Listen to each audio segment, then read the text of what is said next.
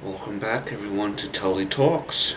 And today we're going to be talking the movie Big with Tom Hanks. Yeah, that's right. Movie Big. A movie very near and dear to my heart growing up. And I started thinking about it recently and decided to recently rewatch it on Disney Plus. But before I get into that, I hope that I've been able to earn your subscription through the content that I've been putting out. If I have, please hit that like, subscribe button down below. Hit all on the notifications. Like, comment, share, and subscribe again. Double subscribe. Triple subscribe, I don't care. I know I'm being silly on that. There's only one time to subscribe, and that's now. If you haven't already. But I also want to remind you guys that you can reach me on my Facebook handle, Bartholomew Tully. You can also reach me on Instagram at Tully stirring the shit pot _ between each word. And I'm also going to remind everyone about a giveaway I'm going to be doing once we hit 25 subscribers. I'll be reaching into my stash of my own personal stash of comics and giving you a few of them so you can, get some new comics you may not have had or read in a while, and maybe see something new you haven't before. That's what this community is I'm trying to build, for us to share all forms of comics and its media, whether through animation, movies, what have you. So 25 subscriber countdown, we're 11 away.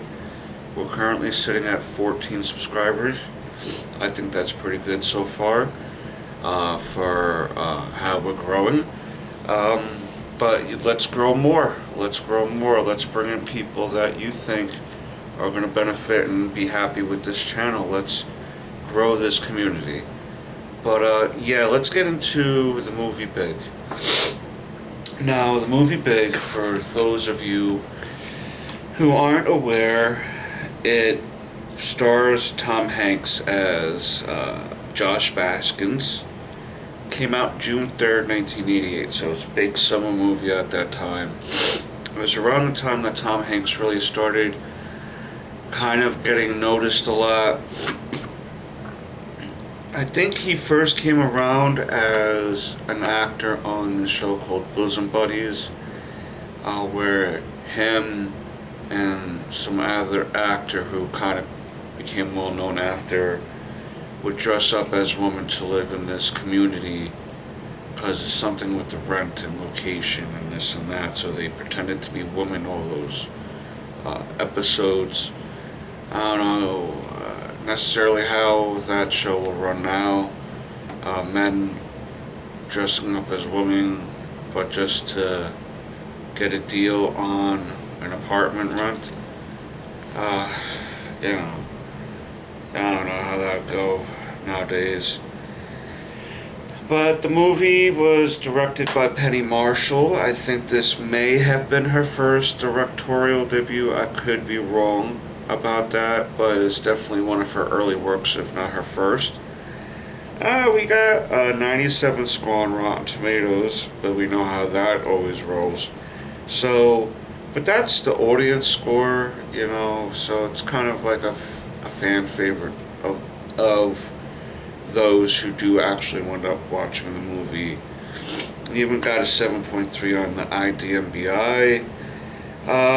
It wound up getting 2 Academy Award nominations, 2 Golden Globe nominations, and 1 win.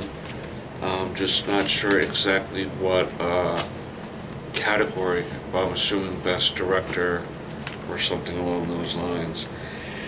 In the movie, we have Elizabeth Perkins, one of her early works too. She plays Susan Lawrence. We have Mercedes Ruehl, who plays Josh's mom, Mrs. Baskins. Robert Loggia, who's the owner and operator of the toy company Macmillan that Josh winds up working for as an adult. John Hurd, a longtime actor, plays Paul Davenport, and he kind of plays the adversary to Josh as the adult, kind of giving a taste of what life has in store for our young Josh in the adult world. Let's see. David Moscow plays little Josh, the kid that plays 13-year-old Josh. His name is David Moscow, and he doesn't get enough maybe recognition in it because he's only in it for maybe 5 minutes, 10 minutes of screen time throughout the whole movie. He's just kind of around to set up the wish and then to kind of have the payoff at the end of the movie. It was written by Gary Ross and Spielberg. I wonder if that's any relation to Steven Spielberg. Probably. Maybe. Jared Rushton plays the best friend, the redheaded little best friend, Billy Kopechecki. I liked him in it too. He was pretty funny. But this movie came out in 1988. I was born in 76. I was about 11 or 12. And basically this movie hits on every kid's wish of wanting to be an adult, not being patient enough to wait around, to have to wait around all those years trying to wait to grow up. We start the movie off basically with Josh getting called up to his room. He was playing a computer game of some sort, looked really old. Well, obviously it was really old at this point in time. So it was some like fantasy game he was playing where he had to try to defeat a nice wizard. His mother calls up to him to throw the garbage out. Then you hear the father tell him to listen to his mother. And so he starts getting ready. He has a little sister. He has bunk beds, but I'm not sure why the purpose of the bunk beds were. If the sister was a baby, I didn't see any middle child there. So I was just curious why the bunk beds. If you were a single child and had bunk beds, for any reason, let me know what the reason was down below, because that kind of struck me odd looking back on it now. And then we kind of see Josh going through the daily routine of, basically being a kid with his best friend, going to school, playing baseball, getting baseball cards at the local corner store or what have you, local candy shop. He seems to have a little crush on a girl who is about his age, maybe a little older, like a year, maybe or two older.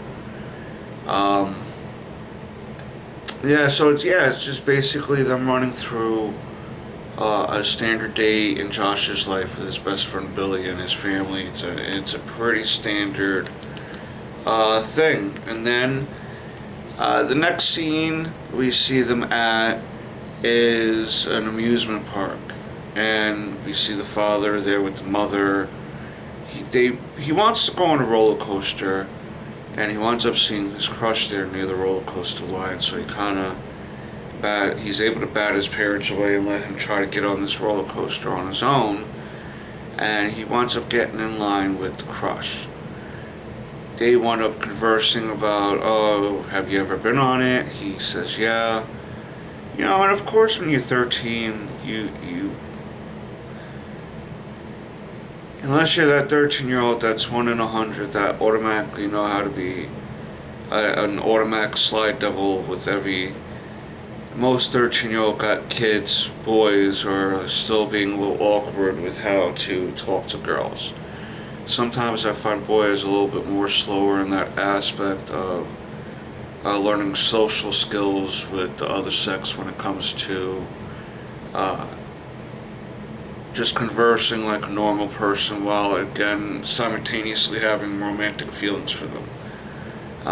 Guys tend to not know how to merge that for some reason sometimes. Like, we act like cavemen, like, oh, do, ooga booga, yes, I don't know. So that's basically Josh right now. She's just asking him questions and he's just yesing her to death. And then some older boy, like 16 or something, 17, comes by and stands next to his crush. And she introduces him as basically her friend, but it's, her date, because she mentions how he drives. So, that's the first thing you probably thinking at, like, oh, he's big, well, not big, but like, damn, he's got a car already. So that's an automatic thing with your crush that, he has that you don't have.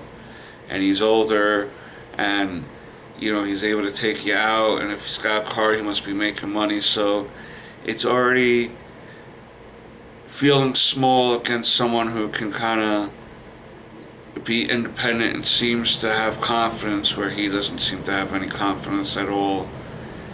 They reach the beginning of the roller coaster line to get on, and as luck would have, he's too short, too small to get on. He's just, I'm not going to say a shade under, they didn't like exaggerate it where, the tippy top of his hair didn't just barely make it.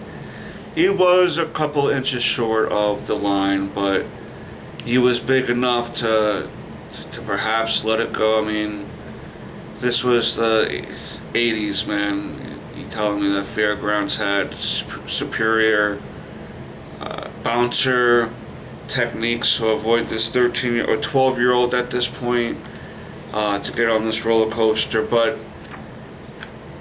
I digress. They didn't let him go on, so he's now feeling even more disheveled about his life because he just wants to, be able to do what that older boy was able to do. Not always have to rely on people to do things for him or be able to show that he has something to bring to the table, And then that's when we come across the Zoltar machine, off in the distance. He proceeds to walk over it. He see kids playing in the background still. We still hear the carnival sounds, but they seem to be now more off in the distance, even though it's visually within sight. And we see Josh approach it, put a quarter into it, to make a wish once he got the gist of what the machine was, and he wished to be big. No big deal if you would, I've done silly quarter games like that where you get your horoscope or something like that, you get your lucky numbers, oh, ha ha ha ha, you get your quarter's worth of entertainment, so to speak. But he notices then, once he got the card that Zoltar released saying that the wish was granted, he gets this little card saying that the wish is granted. I love in these movies, because I recently seen them happen in Wonder Woman 84, and when you make a wish, there's a breeze that blows your hair. Ooh, spooky winds. Well, that kind of like happened here, where it was spooky winds. Oh. But that was the indication of the magic, obviously to us, the audience, the magic happening, where now you are going to get what you wished for. We wake up the next morning, again, standard start to the day to most homes in America that have children around this age or school age. This happens to take place in the suburb of New York. It's close to New York City. I'm assuming it's some maybe suburb of Long Island or Staten Island or something like that. I don't know if they've ever mentioned exactly the city, but if there's a couple scenes in Manhattan, that is definitely Manhattan. And the license plates, even if you look at some of the license plates, they are New York state license plates for the most part. So you have to figure it's some sort of, because you see landmarks that you got to go over a bridge, so it's got to be one of those suburbs where, because it looks like a well-off neighborhood that he grew up in. But start off as any typical day where you hear the mother calling up to him like, get your butt up, come on, time for school. And you're starting to hear him groan to get awake. But it doesn't sound like him exactly. She's calling up to him again, and he's basically gets up and walks to the bathroom to use the bathroom. But as he's walking to the bathroom, he's not realizing, but we the audience realizes he's already got his wish granted before he got up, and he's big. He goes to the sink to brush his teeth, maybe throw some water in his eyes. He laughs because he thinks he's kind of like daydreaming still from last night, his feelings of wanting to be big and like, oh haha, I'm big. Throws water in his eyes, nothing's working. He's realizing, holy crap, I'm big. I love the whole looking at the chest hair, the looking down below, like, oh goodness. Like the typical what you would, like what a 13-year-old do waking up to that scenario. He runs out of the house, tries to tell he winds up telling his friend, Billy. And Billy at first didn't believe him because he thought he was like trying to kidnap him or something at first. And he did this little handshake they have, that really no one else would know unless you were best friends, and made that whole thing up. So he convinces Billy that this Zoltar machine made him big. He tries to go back to tell his mother. The mother doesn't believe him. She thinks he's the guy that kidnapped her son. And because who would believe, like, it's such an unbelievable thing, you'd think that this person's crazy. He winds up taking off. Billy helps Josh make it down to the city with a stash of cash he found in his father's drawer. That's for emergency funds. And Josh is still being a kid, like, oh, Billy, you shouldn't have did that. But this is an emergency. So they wound up getting this cheap hotel in the city. And, oh man, it wasn't a good night for Josh. He was hearing a lot of yelling and screaming and gunshots. And outside he got propositioned by ladies of the night, if you will. And so when you're going from the day before literally being a 13-year-old to the next day being a 25, 30-year-old in kind of a seedy part of town that you don't even have an idea of what maybe some of these things are, but have no real idea what you're in for. And Billy has to leave at some point. He says, well, I gotta be home by 10. And if they're 12 years old, geez, we should get to be home by 10 o'clock. When I was 12, I had to be home by like 8. Excuse me, the latest. But whatever, he winds up going. Josh hears this ruckus out in the hallway. He gets so scared he pushes the dresser in front of the door and kind of cries himself to sleep. with, crying out to his mother. Then the next couple days the next day we see basically Billy and Josh trying to find the Zoltar machine because the circus took off. It took off. There's no more Zoltar machine there. There's nothing along those lines because it's like one of those traveling amusement parks. So they try going to different arcades and stuff, and one of them had the bright idea to go to a government building and get a hold of Consumer Affairs to get put on the list to find out where the Zoltar machine is being shipped to. That eventually comes into play near the end of the movie because like I said, trying to find the Zoltar machine to reverse the spell because Josh is not wanting this. It's the monkey. It's the monkey's claw. Be careful what you wish for because you're going to get it and not the way you're expecting type of wish. He just wanted to be a couple of years older so he can smooch a crush on the roller coaster. Not be 30 years old and have to have a job and a career and be scared into life that he wasn't expecting to have to be ready for the next day. So, but what ends up happening is, being it's going to take 6 weeks, what's Josh going to do in the meantime for money, for food? Billy can't find emergency stashes all the time because then his father's going to be like, I had like $600, where did it all go? You know what I mean? If you have $600 laying around, you can pull out $200 and it won't be that noticeable. But if you start taking out $300, $400, $500 of it's out of sight, like say $600, then it's like, where's this money going to? So the solution is to find a job.